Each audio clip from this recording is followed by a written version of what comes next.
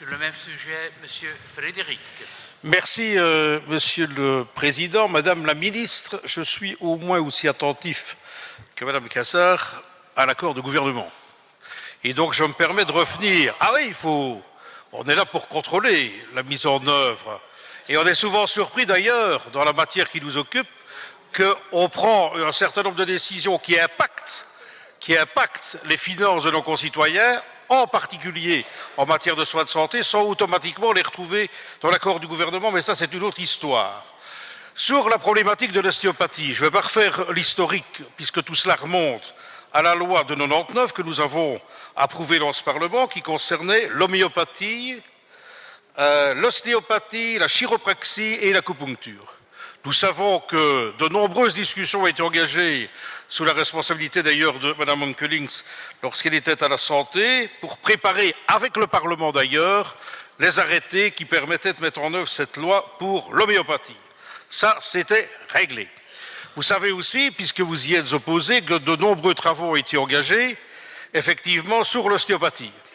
Et qu'après de nombreuses discussions, la Commission n'est pas arrivée à un accord, puisque vous mettiez déjà sur la table votre volonté de faire en sorte qu'un patient qui voulait s'adresser à un ostéopathe devait d'abord passer par la case généraliste. Et dès lors, Madame la Ministre, je ne suis pas fort étonné des informations qu'on a vues paraître dans la presse et qui étaient reprises de l'expression même de votre porte-parole. C'est en tout cas ce qui était dit dans la presse que j'ai consultée. Je ne suis pas étonné non plus d'entendre que vous voulez aujourd'hui soumettre à prescription médicale les séances d'ostéopathie, et je ne suis pas étonné non plus finalement que vous vouliez balayer d'un revers de la main ce qui a été fait sous la législature précédente. Ça devient en la matière assez récurrent et assez dommageable, je trouve.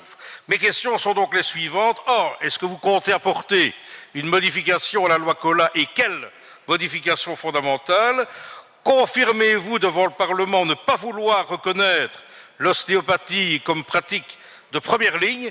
Et mon excellente collègue l'a fait remarquer, aller chez l'ostéopathe, avoir un rendez-vous payé est une chose, et avoir préalablement un rendez-vous chez un généraliste, et en zone rurale en particulier où c'est encore plus compliqué, et payer une deuxième fois, c'est porter atteinte à la capacité d'être soigné, de recevoir des soins de qualité dans un délai raisonnable, et c'est porter atteinte aussi au portefeuille de nos concitoyens. Et enfin, s'il y a rédaction des arrêtés royaux, est-ce que vous allez, comme ces dernières années, accueillir les parlementaires pour participer au débat démocratique en la matière? Je vous remercie. Merci, Monsieur Frédéric. Madame la Ministre. Merci, Madame Cassard. Merci aussi, Monsieur Frédéric. J'ai évalué la loi du 29 avril 1999 relative aux pratiques non conventionnelles, appelée la loi Colas, en ligne avec l'accord du gouvernement. Celui-ci prévoit une solution pour la reconnaissance des ostéopathes et des chiropracteurs pour ce que le Centre fédéral d'expertise considère comme evidence-based medicine. Sur base de cette évaluation et du rapport du Centre, on va revoir la loi du 99 sur base des principes suivants. Tout d'abord, la sécurité du patient et la qualité des soins, ce qui reste la priorité absolue. Deuxième, l'importance croissante de l'ostéopathie et de la chiropraxie comme pratique complémentaire.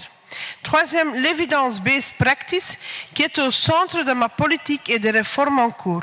Et sur ce point, le rapport du KC prévoit en effet que l'ostéopathie est une alternative valable aux thérapies conventionnelles pour le traitement du mal de dos, certaines lombalgies et des douleurs cervicales. Il n'y a cependant pas de base scientifique pour donner aux ostéopathes ou aux chiropracteurs une responsabilité différente de celle octroyée aux kinésithérapeutes. Tout ceci signifie que ma réforme prévoit la reconnaissance de l'ostéopathie et de la chiropraxie, mais que le médecin reste le seul à pouvoir poser un diagnostic.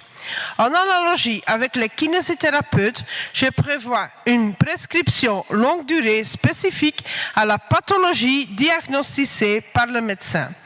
Nous avons présenté ceci une première fois aux différentes parties concernées. J'ai l'intention de me concerter à nouveau avec eux une fois que les textes sont prêts. Et je vais aussi, bien entendu, présenter le dossier au gouvernement et au Parlement. Merci Madame la Ministre. Madame Cassard, Monsieur Frédéric. Bien, merci, Monsieur le Président, Madame la Ministre. Vous ne faites en fait que confirmer les informations dont nous avons pu prendre connaissance dans la presse et je le regrette. Donc, vous avez évalué, vous engagez à revoir dans un sens qui ne nous convient pas, mais ce qui nous remet en cause fondamentalement l'essence même des engagements que nous avions pris dans les discussions que nous avons eues préalablement. Vous avez concerté le secteur.